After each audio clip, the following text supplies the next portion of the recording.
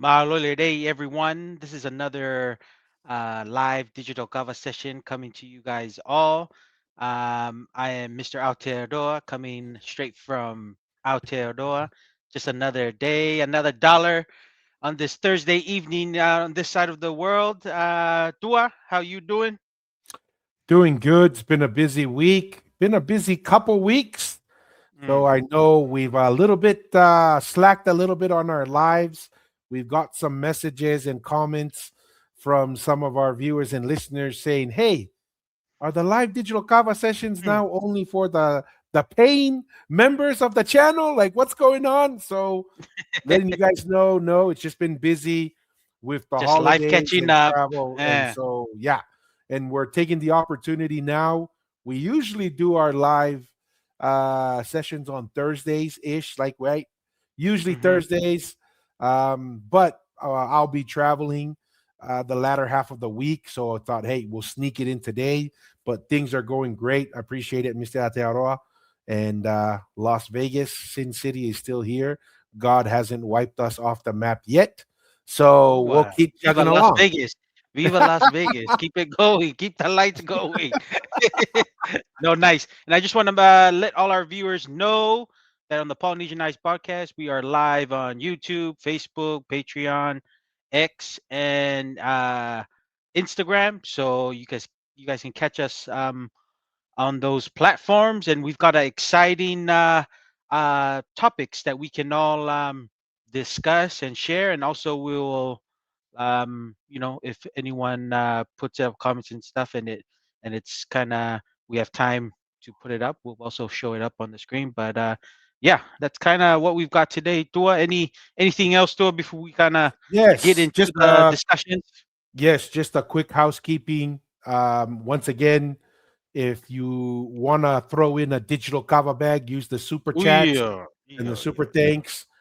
We make an effort that if you do have a super chat in the comments, we pull it up. And also, if you want to contribute through becoming a paying member of the channel, we have a handful of paying members that we greatly appreciate.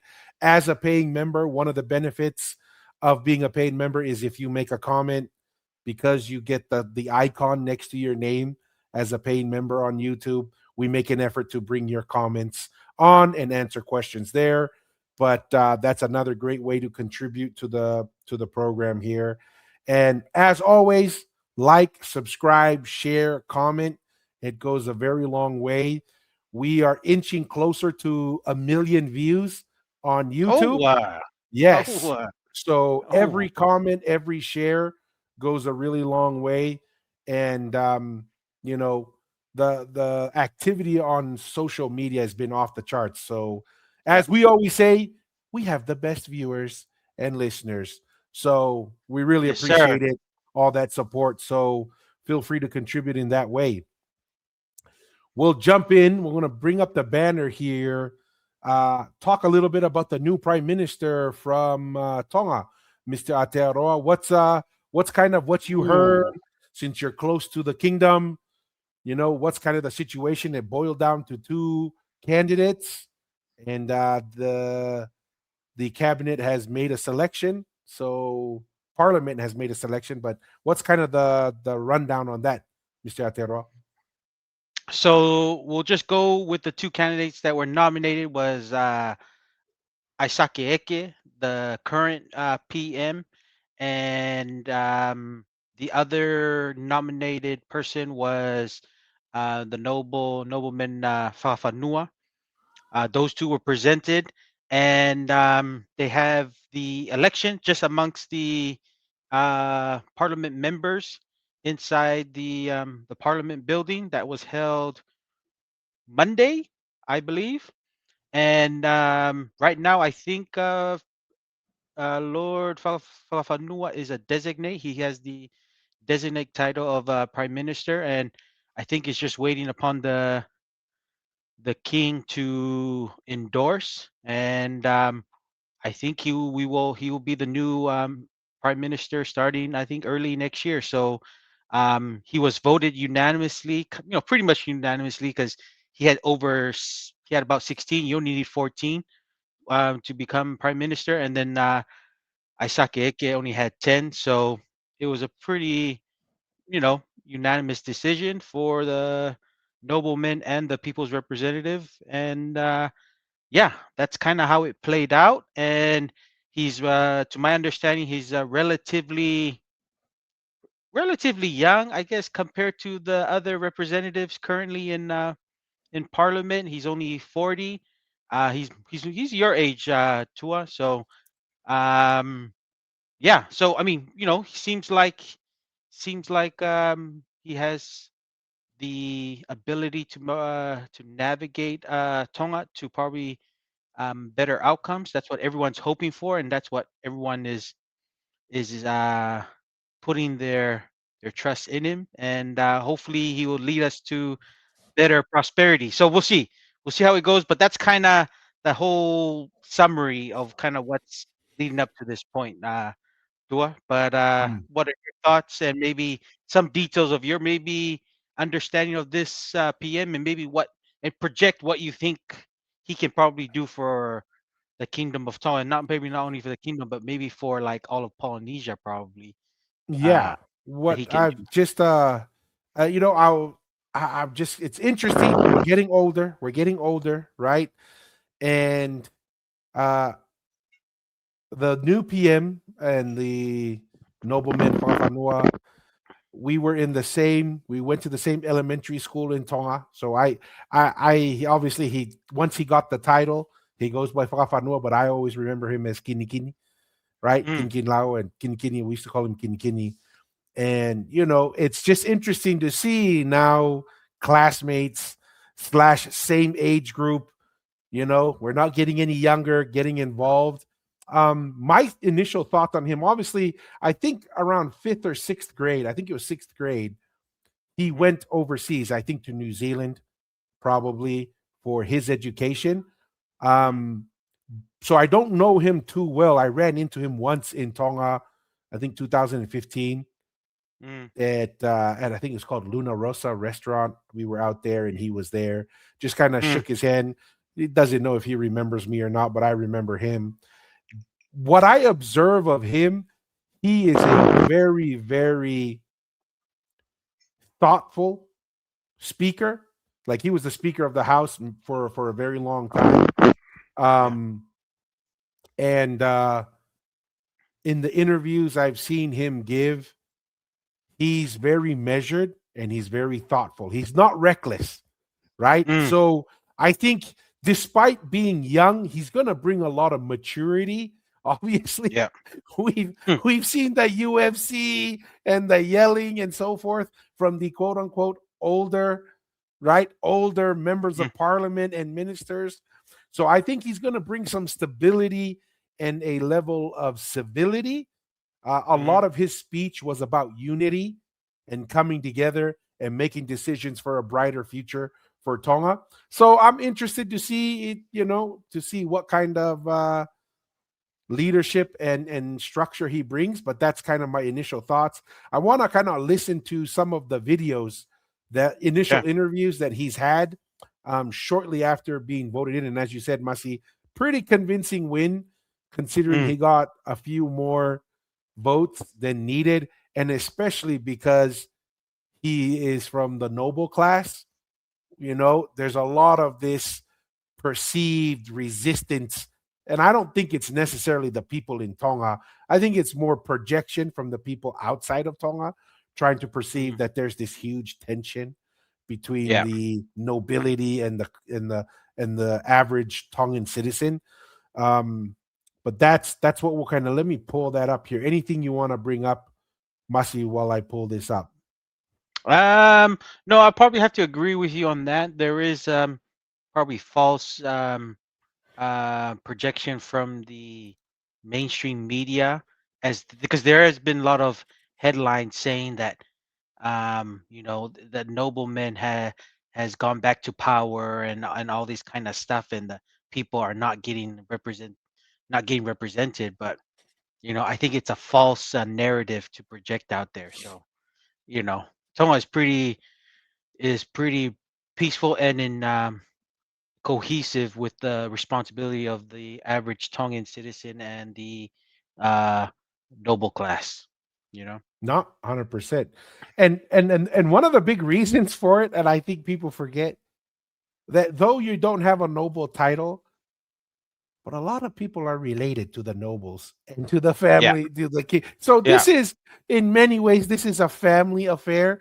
They make it Yeah. sound like it's some small elite class that are the noblemen. It's Yeah. like, no, there are cousins upon cousins Correct. within, even from the noble class to the quote unquote commoners. But this is one of Yeah. his first interviews that he did, and we'll do a couple of them. Congratulations, Lord Fakafanua, becoming the Prime Minister designate for the Kingdom of Tonga. 16 votes from your fellow representatives. How does it feel?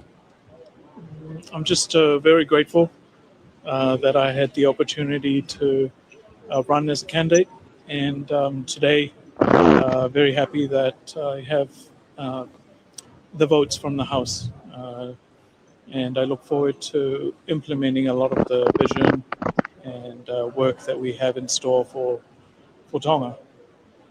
You mentioned on your speech to give you some time to make your way to His Majesty to ascend to you personally. Do we have any time frame of that happening? No, this is my first time, Lala, so I'll have to look into what the next steps are, but I'm sure we want to confirm everything before Christmas. I know you've been thinking about the nominations, Prime Minister, and today. Is there any thoughts? I know you can't give anything away when it comes to cabinets, but have you had any thoughts towards a cabinet ministers? Look, Lala, it's no secret that I've always been advocating for a cabinet of unity, and I want to bring together the best cabinet out of all 26 members, regardless of if they voted for me or not. I think Tonga deserves that, and I think that will pave the way for a much more stable government in the future. Thank you very much, Lord Fakafanua. Any words for the public, for Tonga, as the new Prime Minister designate for the Kingdom of Tonga for the next 4 years? I just want to thank those in the public who have given me their support, and for all of Tonga, I just want to commit to them that I will do my best to serve the people and bring them what they deserve from the government of Tonga. Thank you very much. Mahalo Peace. We all have more feeling. Interesting thoughts, Mr. Aotearoa. Yeah, I think it's good. I think it's what I got out of that interview. He's willing to pick the best, regardless if they voted for him or not, or if they were in opposition. I'm just hoping that that does go well, and I hopefully these 4 years can be very smooth. That there'll be a no vote of no vote of confidence every election term. So it's good. I hope I hope he picks the best for each person just within there, and I also hope that he's able to I think you're allowed 3, maybe get some people, if there are those outside of the parliament that have expertise in certain areas that can be utilized, that he can also bring in, and not be so let's just say um have the rope tied behind his back that he has to pick somebody that voted for him. So I hope he just picks he has the freedom, and that's what it looks like, has the freedom to pick the best person instead of the giving them certain ministerial responsibility because they voted for you. So that's what I'm seeing here, and it looks like he's gonna do the right decisions to put the people. And I think that's the biggest thing, right? Is when you're CEO and everything, a lot of it is just picking the right person to put in that position so they can flourish and give them the the trust and confidence that they can do their job. So that's the big task in front of him, and I hope it goes well for the sake of the people in the Kingdom of Tonga and the Tongans throughout the world. So yeah, that's my thoughts there, Tua. What's your thoughts? Yeah, the thing that came to mind was he and the king today he's what, a nephew slash second cousin with the king. Mm, I think his grandfather and the king's father are siblings. So that's Tu'i Perehake, I believe, if I remember correctly.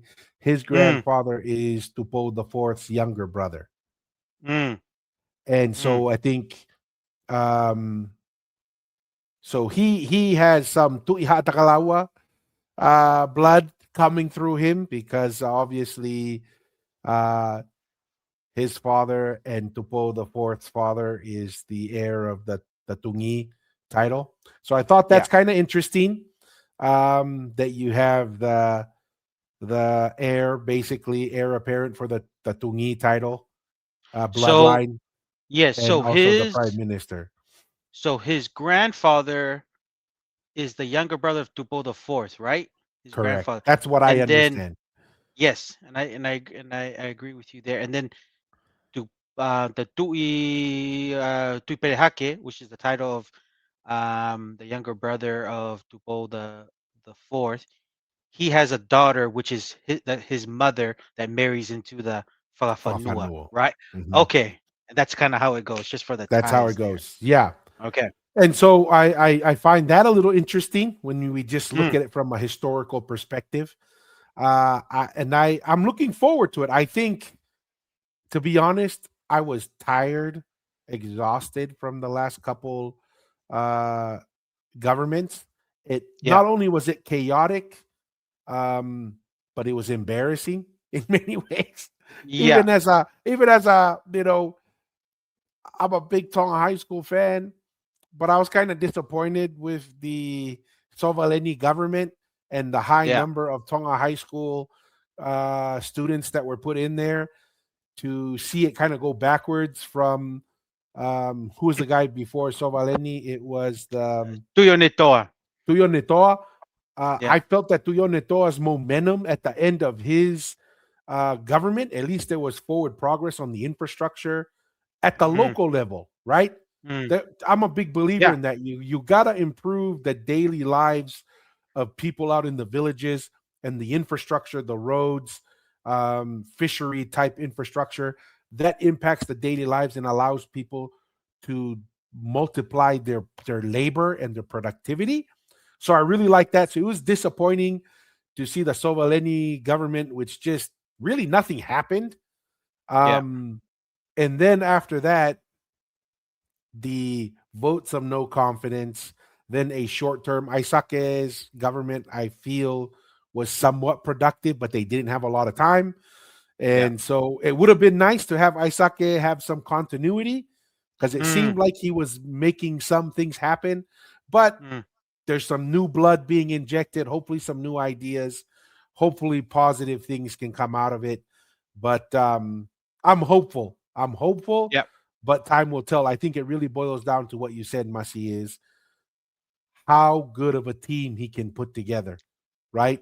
Yeah. And then drive the vision because we've been lacking the vision in Tonga for a little bit, and hopefully we can get back on track. But that seems to be my hopes and ambitions for that. But just thought this is, and we promise everyone we're building towards something here. So we're not just Mm. talking about the PM and the politics, but we're going to build towards a very interesting topic And or an perspective. idea Yeah. and perspective Mm. on this. In anything else you want to add to that, Mr. Aotearoa? Yeah. We'll see. Like I said, I just hope maybe it is to have this person, a nobleman, be in charge is probably a good thing because I do hope he's able to maybe for a long time go through a government without no vote was it no vote of confidence so because that takes up a lot of time Mhm. resources instead of that can create turmoil just internally if you keep having those things, and that's what Tonga has been having with people representatives for quite a few government terms. So I just hope Fakafanua, you can hopefully improve government services to the people within the kingdom and the diaspora. because that's been huge lacking. So hopefully those things can improve.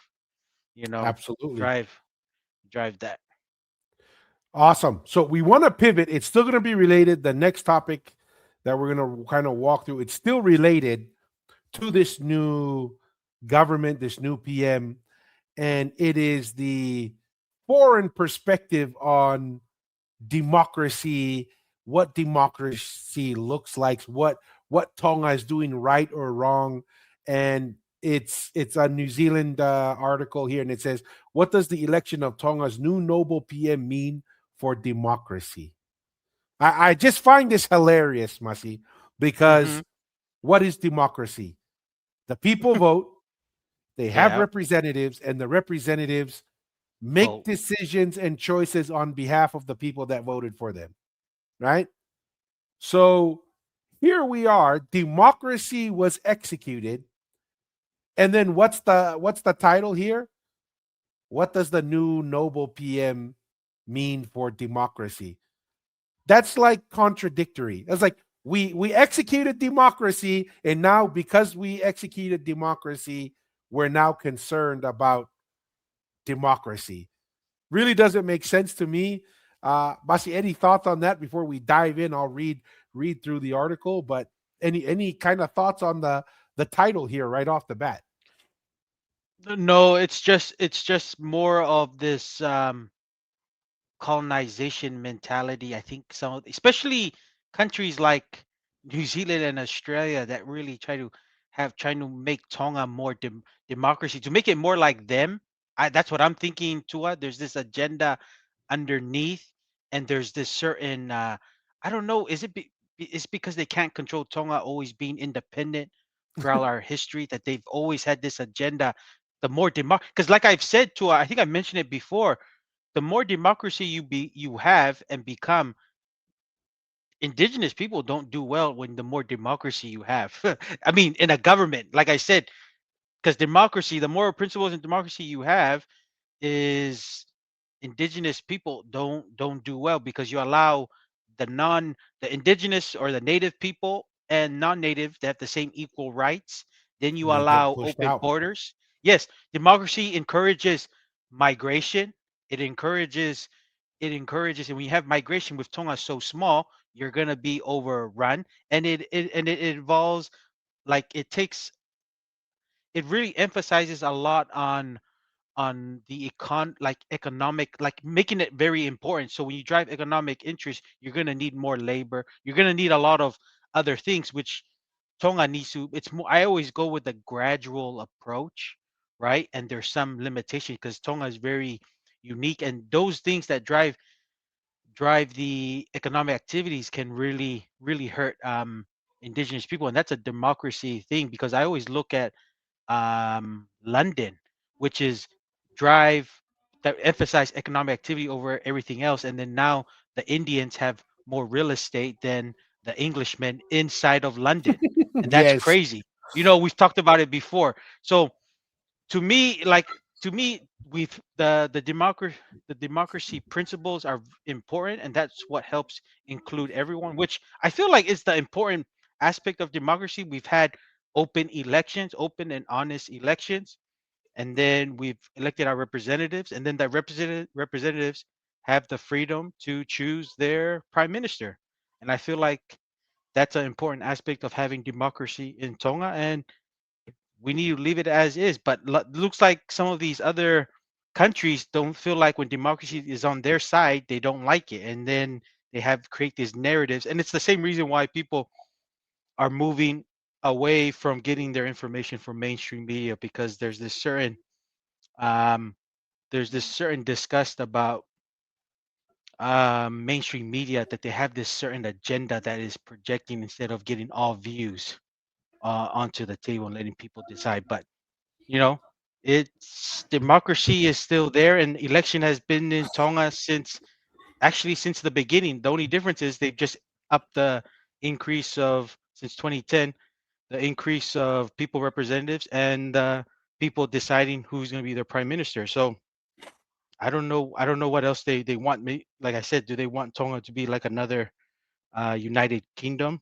of how they run democracy. So that's, I don't know. That's just my thoughts there. Um, but No, yeah, that's a fair thing to bring to the table, right? If you have a democracy and you open it up, then you are at risk of losing the indigenous control, yeah, right? And yeah. that's a fair point, Hmm. right? And I think that's something that definitely needs to be considered and kept in mind. What I think is funny here is two things. You notice that the people who say they want democracy are never really happy with whatever concessions they get in democracy, right? Mm, There was, mm, oh, if we just have the king not pick the PM, we will have democracy, right? yeah. Then it's given that. Then the people vote for their representatives and they vote for a noble. Oh, that's not democracy. You see how the goalposts always move. The goalpost is always moving. Yeah. And really, when I see that type of behavior, these are not solution oriented people. These are people who are really good at pointing to problems, and that's an Mm, easy job to do. That's not a yeah. difficult thing to do. To sit around Yeah. and complain, that's Yeah. easy.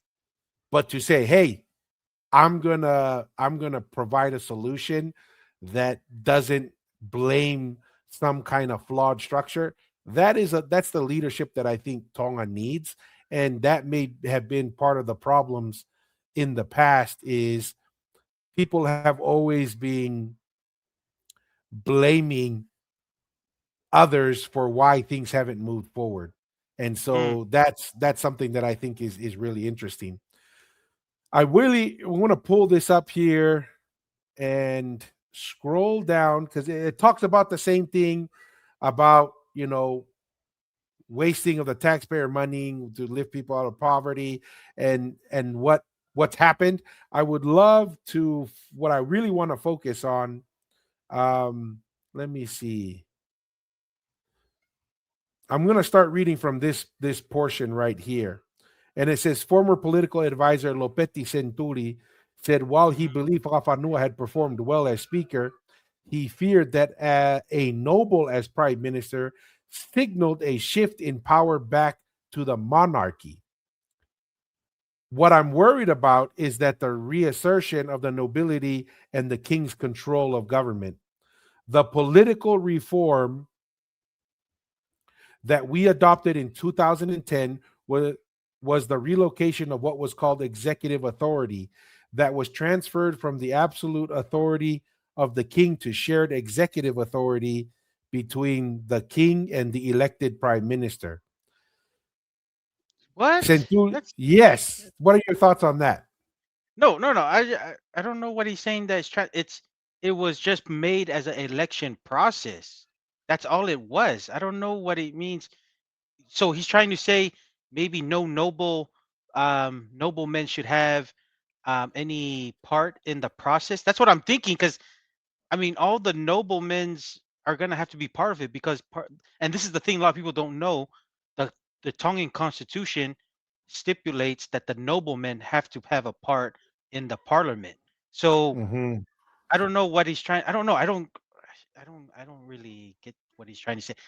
To be honest, maybe he's really trying to say just get rid of the nobleman and should be all people's representative. That's what he's just giving his thoughts here. But I think the underneath issue that he really wants solved is seems like he doesn't want any noblemen to have any part. I don't know.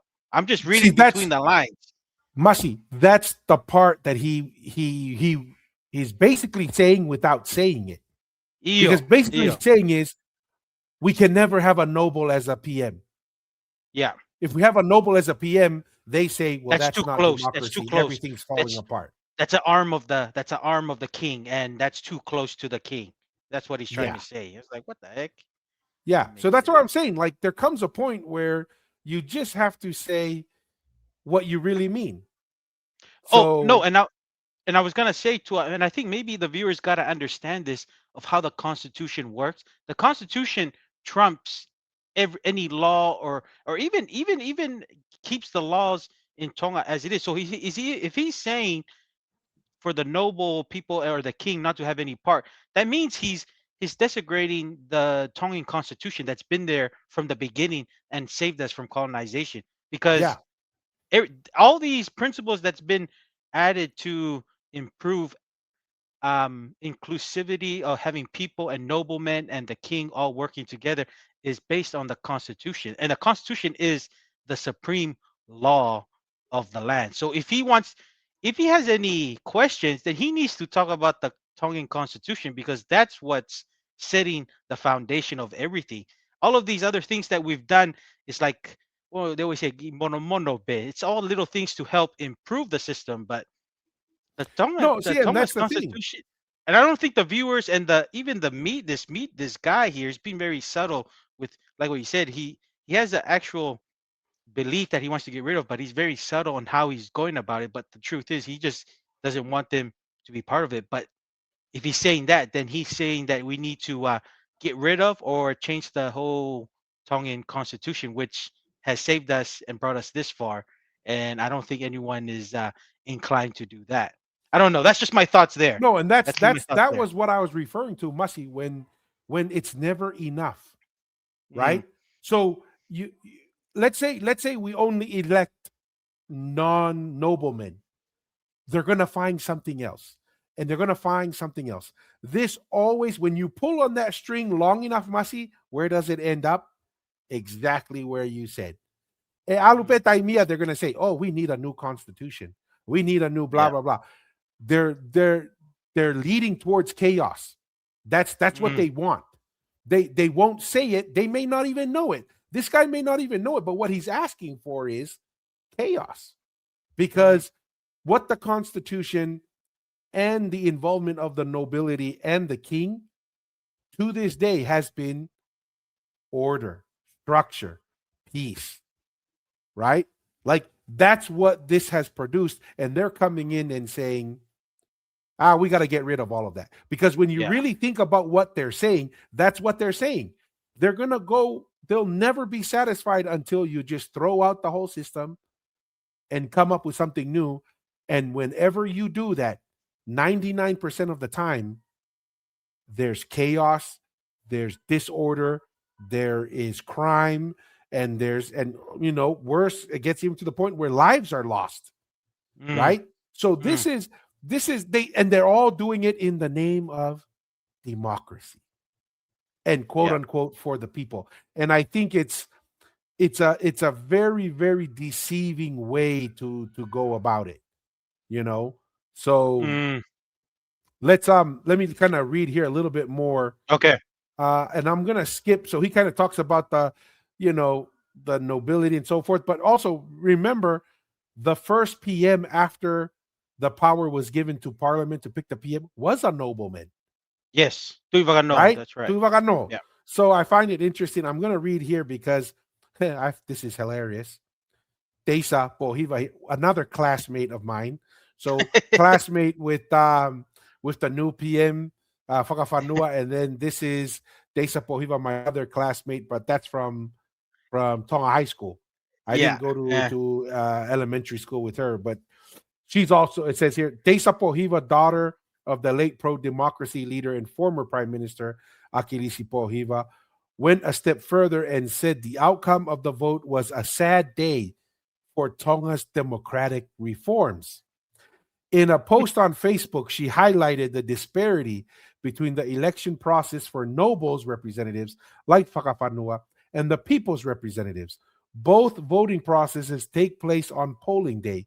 However, only nobles vote towards the 9 nobles representatives, resulting in a far smaller voting pool. New Prime Minister-elect Fakafanua, elected by 3 people into parliament and elected by 16 parliamentarians to Prime Minister, Pohiva wrote. She also pointed out the close links between Fakafanua and King Tupou VI. Fakafanua is a member of Tonga's royal family through his mother, who is the granddaughter of the beloved Queen Salote. He has noble lineage through his father, who held the Fakafanua title before him. his sister is also married to Crown Prince Tupou Tonga. Oh, I didn't know that was his sister. Mm. However, despite the criticisms, Fakafanua remains focused on the next steps. Once again, first it was, we just need more representatives. Okay, more representatives. Oh, the king shouldn't get to pick the PM. Let us pick the PM.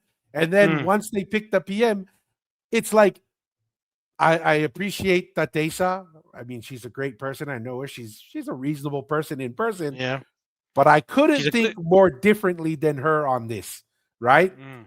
Because what I heard her father say is, we just need more democratic reforms. Well, we got the democratic reforms. Yeah. Oh, once we got that, then all of a sudden, democracy does its job. And then when we're unhappy with the result of democracy, we just say it's not democracy. It reminds me of the Democrats, right? Whenever you vote for the Democrats, democracy is great. When you don't vote for the Democrats, democracy is not working. It's actually at risk, and there's always an excuse. And I feel the same thing here. This is just an excuse, and there's always going to be a problem. And to me, that's not a winning mentality. That's a losing mentality. So I disregard all of the Tesa and Hey Moody guys comments. Yeah. Just noise in the background.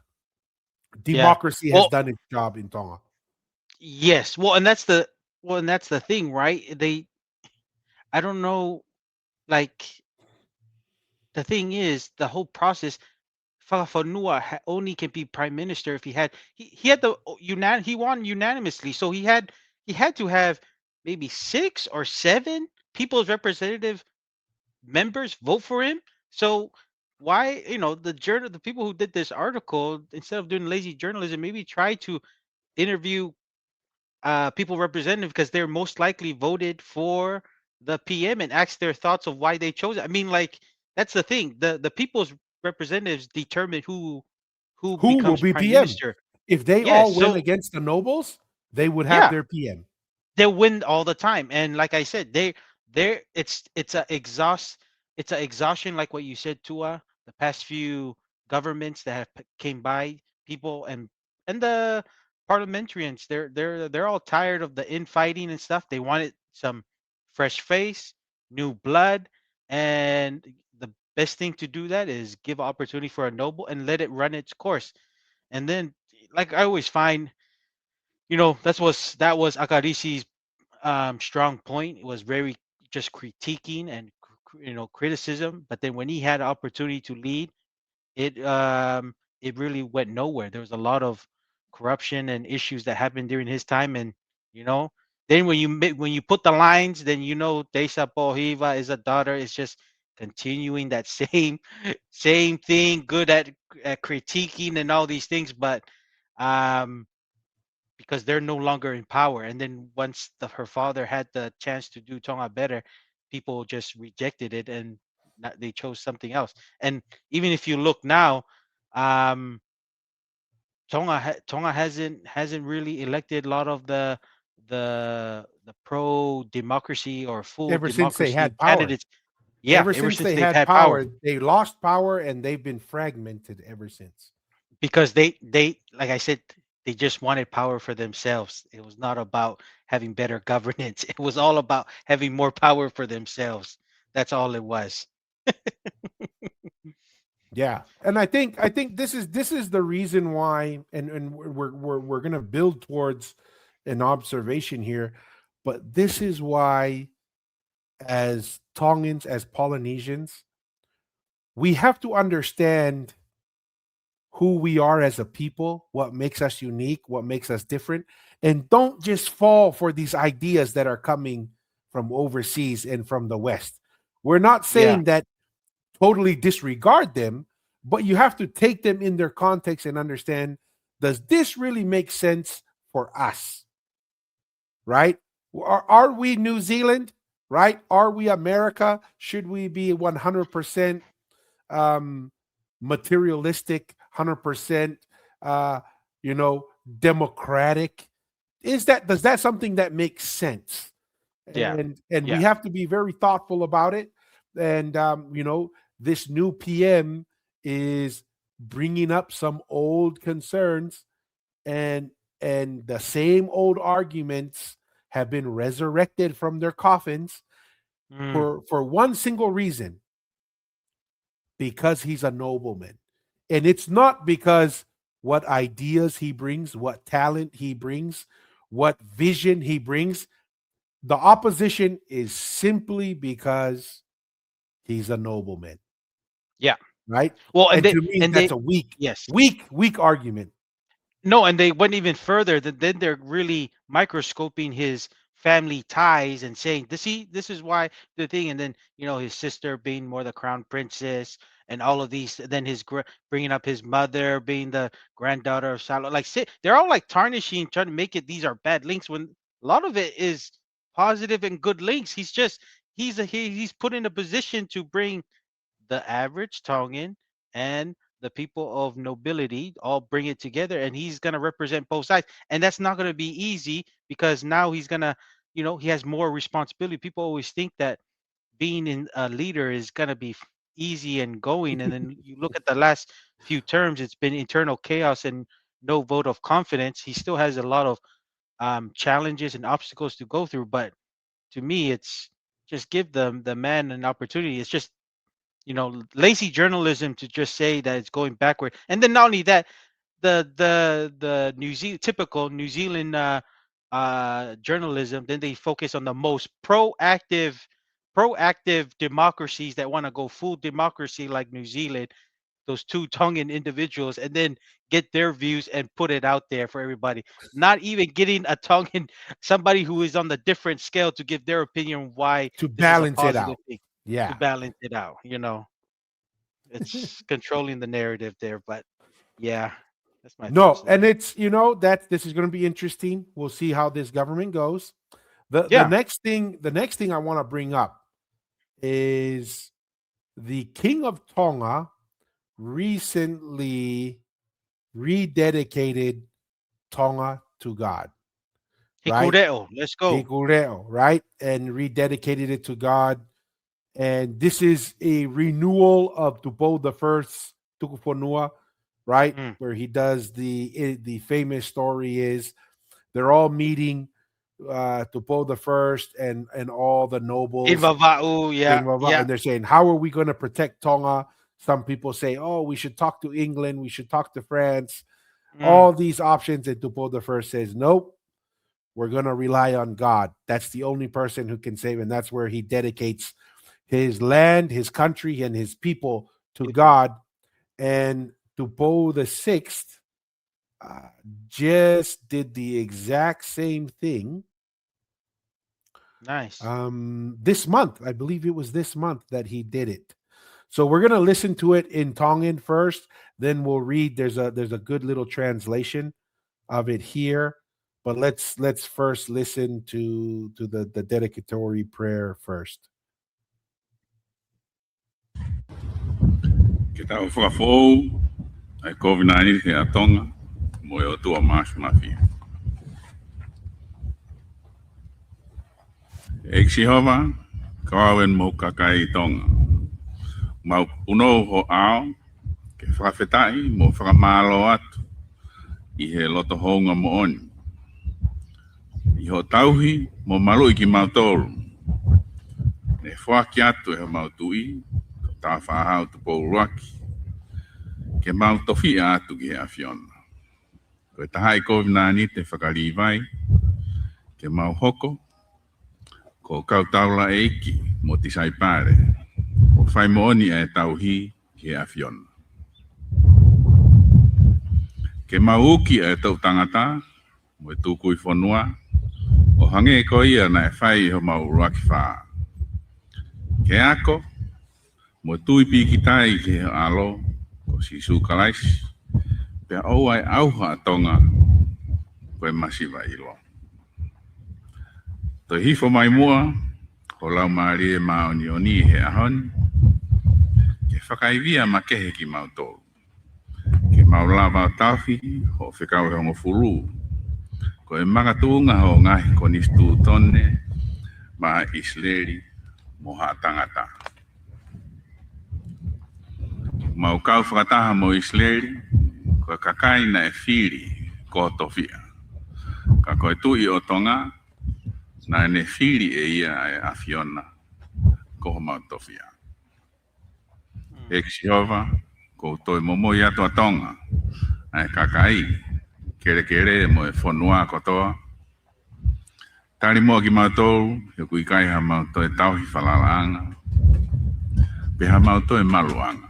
Ka koe a Fiona pe, koho mātou fia. Iho huawha, si su kalais, ko whakafou wai e toi tuku atu o Tonga ki o awhio e o tua mas. Amen. Amen. Amen.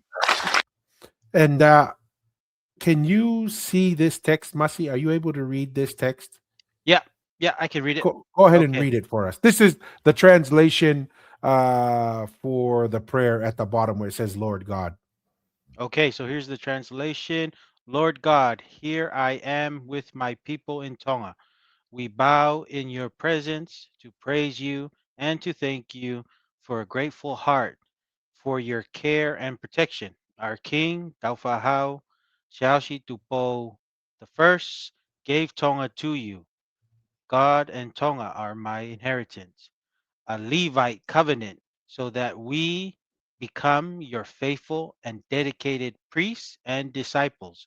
We are challenging the people of our day and the next generations.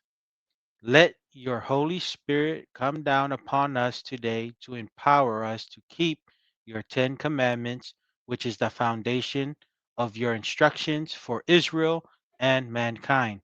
We we are together with Israel, a people you chose to be your inheritance, but the King of Tonga chose you to be our inheritance. Lord God, I again I give to you Tonga, the people, the land, and the entire nation. Please accept us, for we have no trustworthy shepherd and refuge, but you only our inheritance. In the name of Jesus Christ, I renew the giving of Tonga to you, Lord Almighty. Amen. Amen. What's your What's your thoughts? thoughts? What's your Oh, thoughts? yeah. I mean, what a great idea. What a great idea. I Beautiful, think, beautiful idea.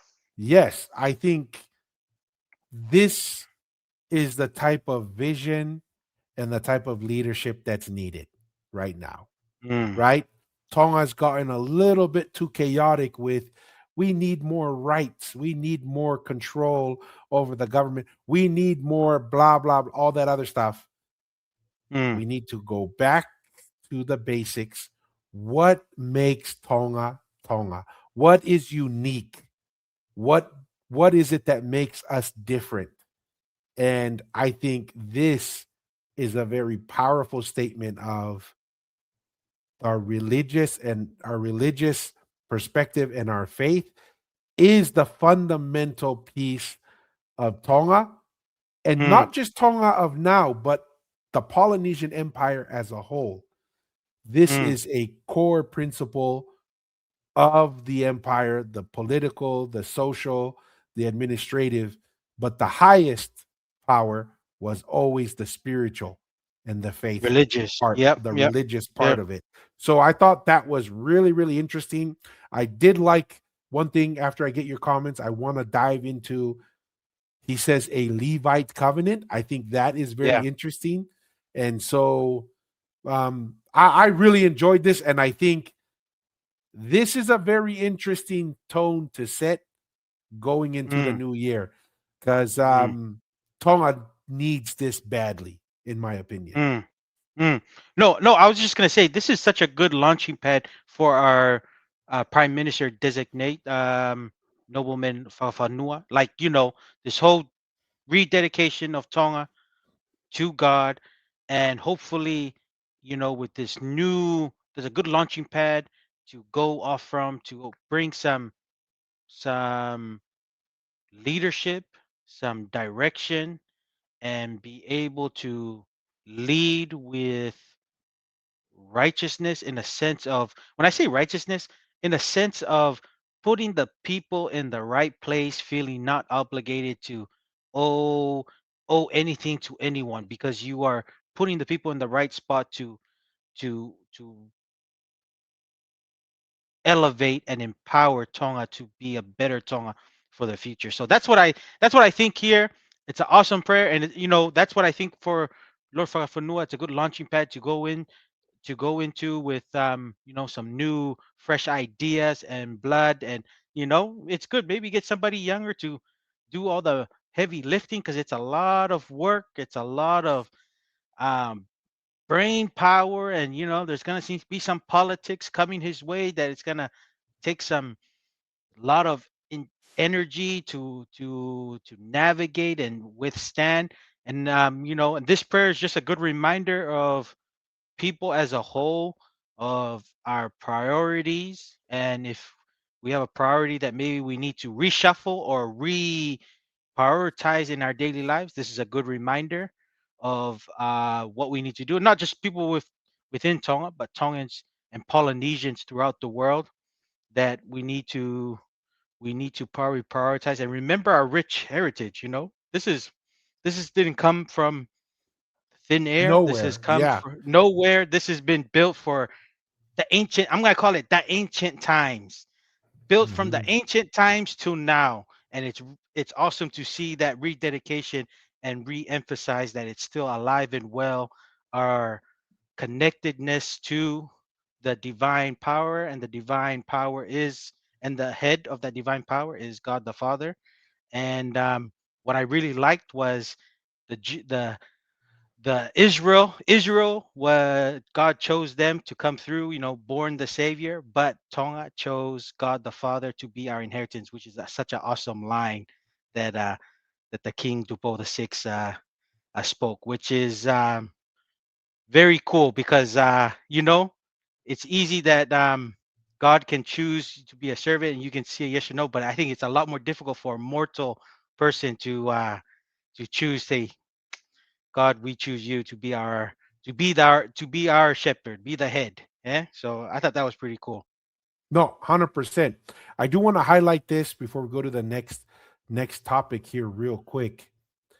And I think this is important because people, whether the king realizes or not, the use of the term Levitical or the Levite covenant Mm, is very, very interesting. Where he says the Levitical covenant, also called the covenant with Levi or priestly covenant, is a biblical covenant in the Old Testament where God establishes an everlasting priesthood with the tribe of Levi, particularly through Aaron's descendants as priests and the brother Levites as their assistants. The references: Numbers 25:10 through 13. God grants Phinehas, Aaron's grandson, a covenant of perpetual priesthood for his zeal in stopping idolatry and making an atonement. This is a priesthood that don't need a laying on of hands. It's like an inheritance. So you receive this okay. priesthood by being a descendant of Aaron and Phinehas. Malachi 2 verses 4 through 8. So it's by blood. It's by It's blood. by You blood. have to you Yes. have to have by this by blood.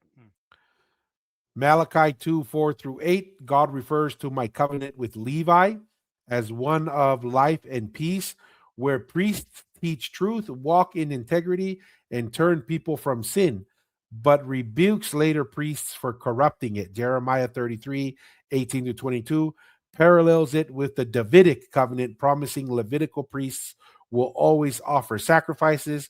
And then the last one in Nehemiah 13:29 mentions defiling the covenant of the priesthood and the Levites. I find it interesting because we take the claim that Hikuleo is who led the founding Yeah. fathers of Tangaroa, Maui, and Haamea, or the Taula to Tonga, and that is a religious slash, we could leverage the king's terms here, a Levitical covenant, and Mm, that is the same covenant that has been in Polynesia and in Tonga for over 3,000 years. So I thought that was kind of unique and interesting there. no, awesome. Awesome.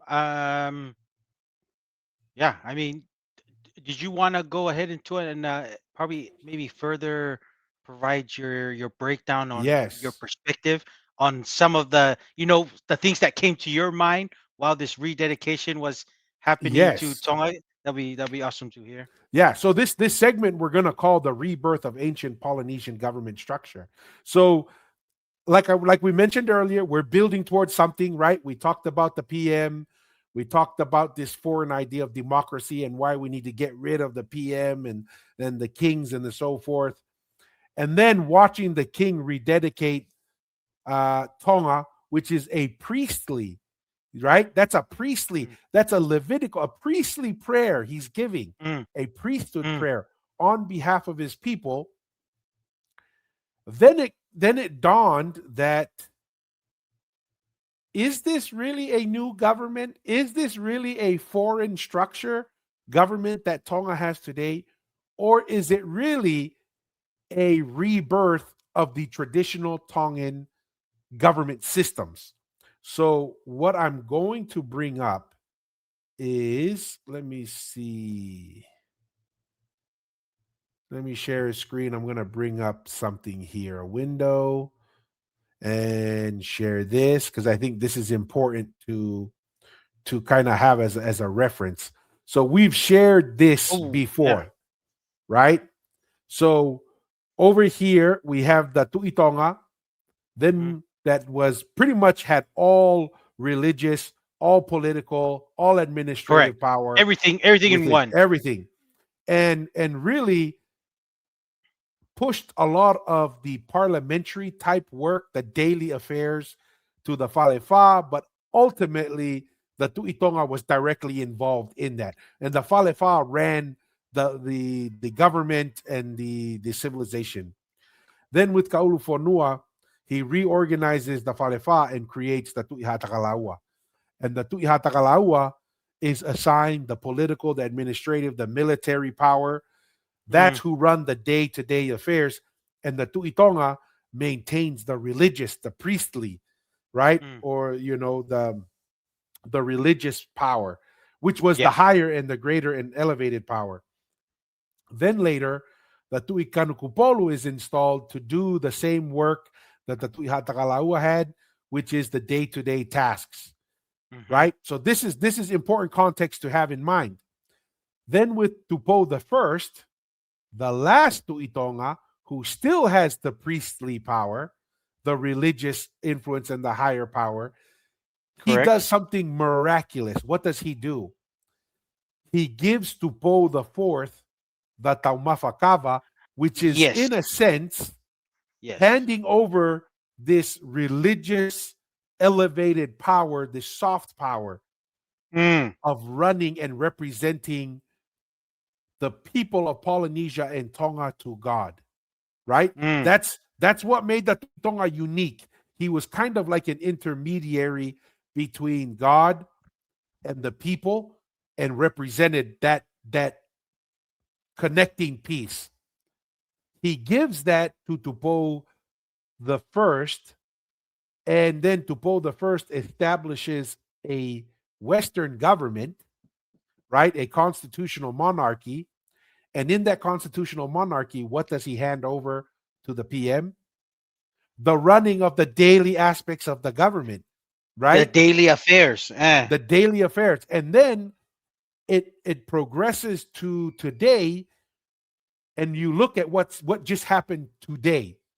Tupou the Mm. Sixth does not have ultimate control or influence power over the government. He's offering a priestly prayer, Mm. indirect power, and elevated Mm. power. So, in a sense, what kind of popped up to my mind in watching this is we literally, in many ways, still have the same government structure that the Of the Tu'i ancient Tonga times. has had for thousands of Mm. years. And this is why it's important, like you mentioned earlier, Masi. This is why it's important we understand our history, we understand where we come from, because this government, even though it has if you're coming as an outsider, you think it's, oh, this is a Western application of power, government structure.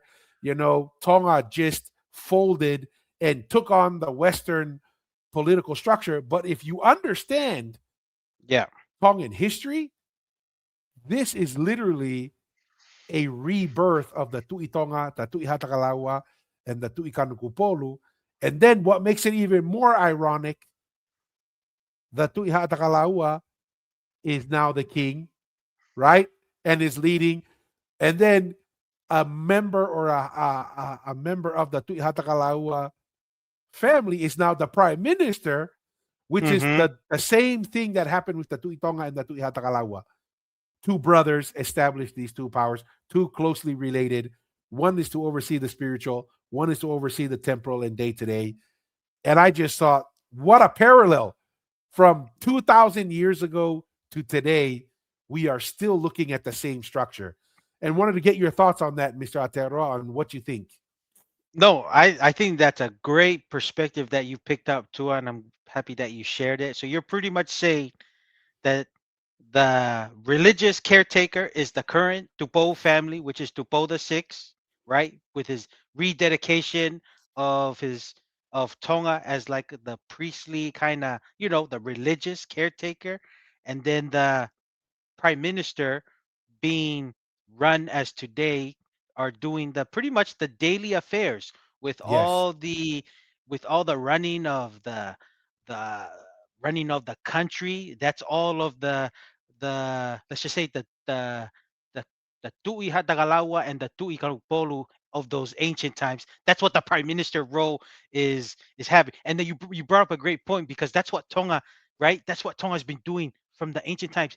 Always adapt so that you can survive, because the more you can adapt and pivot quickness, and then you take certain structures or things that can help move on to the next phase of the changing world that we're living in.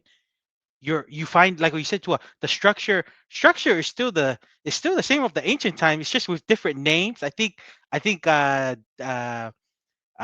Tekelangi has shared that. It's just we've changed with different names, with the environment and some of the surroundings have changed, but the whole structure and the responsibilities are still the same, even up to even up to today.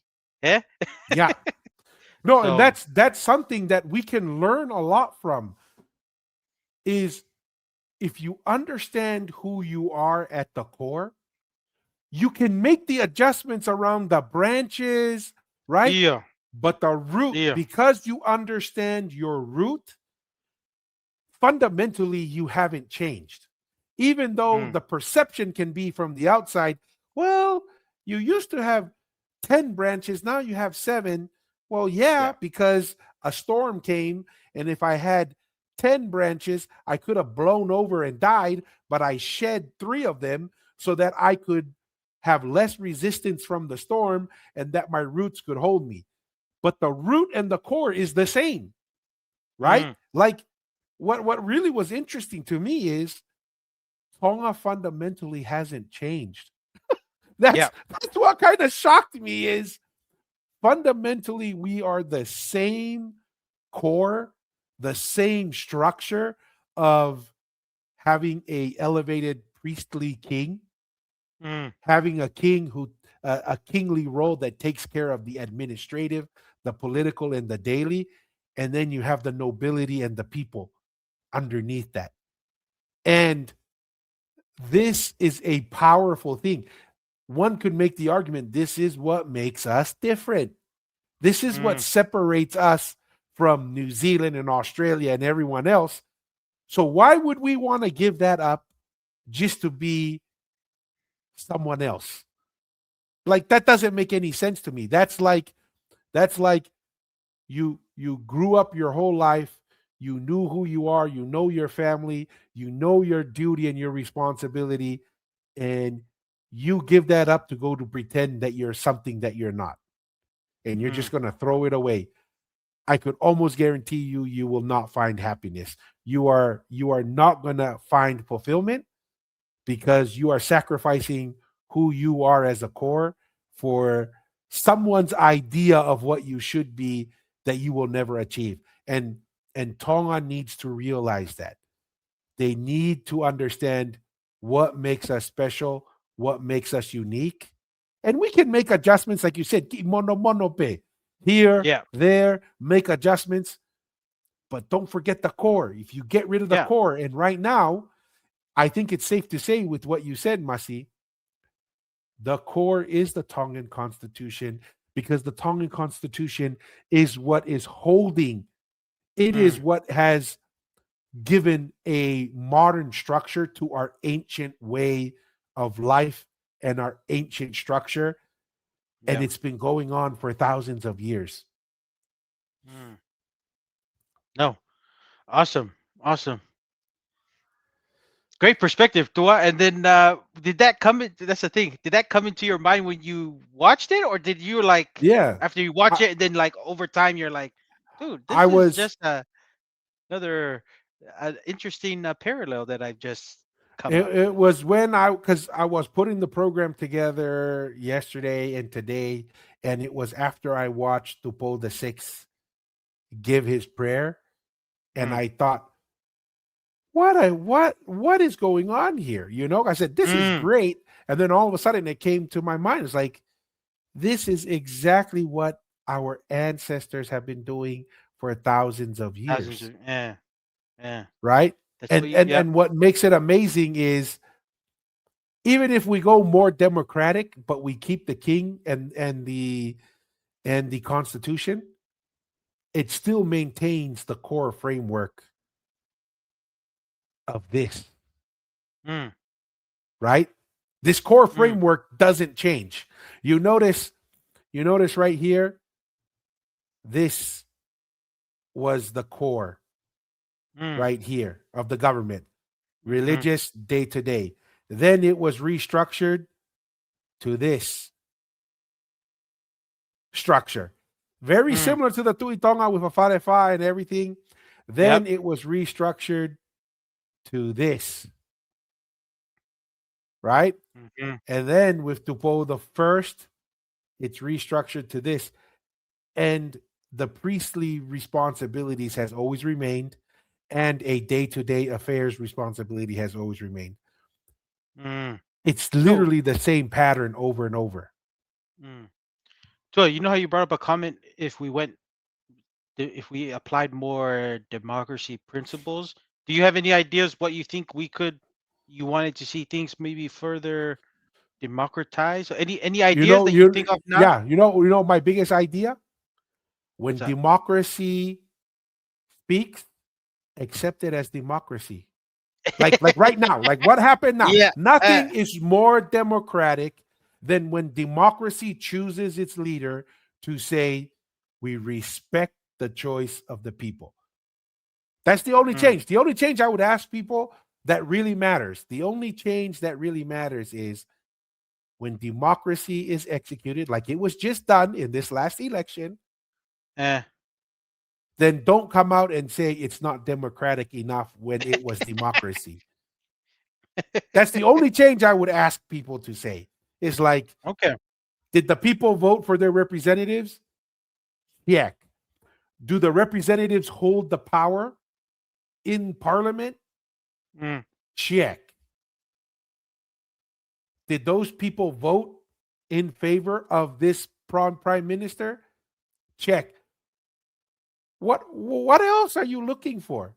What else are you looking for? To me, I just feel like that's the only change I would make, is accept democracy when democracy happens. And I think it's already happened. So Nice. though that's kind of it. I just thought that's something that I think as a people we need to recognize, and not just the West or the academic says we are not democratic enough, or we need to do more change. I think we've done pretty good for a couple thousand years, right? what I'm seeing here, what I'm saying is the current Tongan structure of the government. We may think it started with Tupou the First, but really what it is, this is something that's 2,000 years plus. Is a proven system. Let's not throw it away. Let's not throw it away. Let's keep it.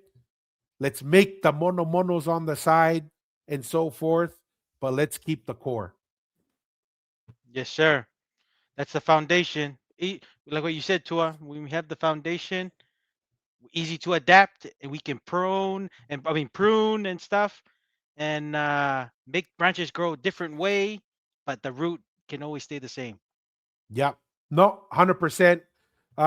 Looks like I have to step away here real quick, Masi, but we got through the core of the program. We were going to look at some comments on Facebook because our Facebook, believe it or not, is going to be over 1.5 million views on our Facebook pages.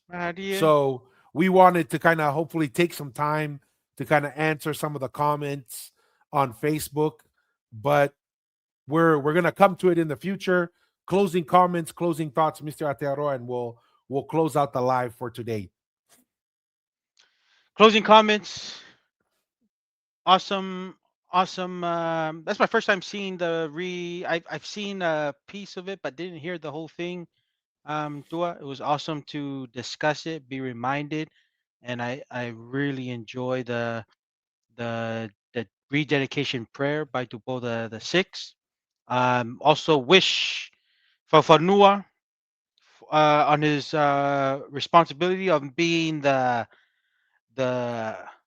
lead on the daily operation of Tonga so that things can run smoothly for our kingdom and everyone that comes to the kingdom in the Tongan diaspora throughout the world. That's we can have a Tonga that is healthy, prosperous, and uh, a Tonga that everyone can be proud of. And just like the ancient times, I love how you brought those parallels to the ancient times of that knowledge and the ancient times of how we do things is still very alive today, which is very awesome. And that's the same practice we need to maintain because, like what you said, it's the same practice that's brought us here to navigate colonization, navigate the let's just say the globalization of how many people function today, that we can make ourselves still unique because we are a small island in the Pacific, but we are also unique because of because of the great achievements we've done throughout history, even until till now, especially being indigenous native people from the beginning, that we can still control our destiny. That's so awesome that not many indigenous native people can say, and it's something that all Polynesians can be proud of.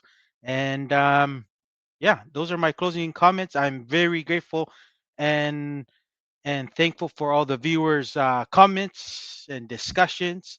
We always get comments here and there from our viewers. Always appreciate their attentiveness to the live digital Kava sessions on our episodes all the time and sharing their views. Appreciate all our viewers throughout the world. And yeah, that's me, Tua. Mahalo. Mahalo, Masi, echo everything you said. Really, well, we want everybody to, on an individual level, spend the time to find out who you are at your core, right? Obviously, we come from a religious background. We believe at our core we are children of God and that our relationship with our God is fundamental to who we are so that we can navigate this crazy world and not lose ourselves in the world because we know who we are at the core. On a national level for Tonga, to do the same thing. Know who we are as a people, understand our history, how our history is core to who we are, how we got here today, and not to deviate too far from that or forget that we get lost in the modern globalization, like you said. But look at what Tupou the sixth did, where really he's functioning the same role as the Tu'i Tonga, the religious lead, the spiritual guide and conscious. He's setting a great example, and that the government today is functioning as the Tu'i Hatakalaua and the Tu'i Kanukupolu, taking care of the daily affairs, and to realize That is the strength of our people, that we have not changed our government structure for thousands of years. And don't throw that away just because some academic or some person who doesn't understand our history, who doesn't appreciate it, who doesn't know who we are as a core, tells us we need to be, quote unquote, more democratic, just because of their academic and their lack of understanding of who we are as a people. And really, that's the invitation today. And we close it out like we do every time. Yes, sir. Be bold. Don't be afraid to ask the hard questions, and always stay curious. Till next time. Peace. Mahalo. Mahalo.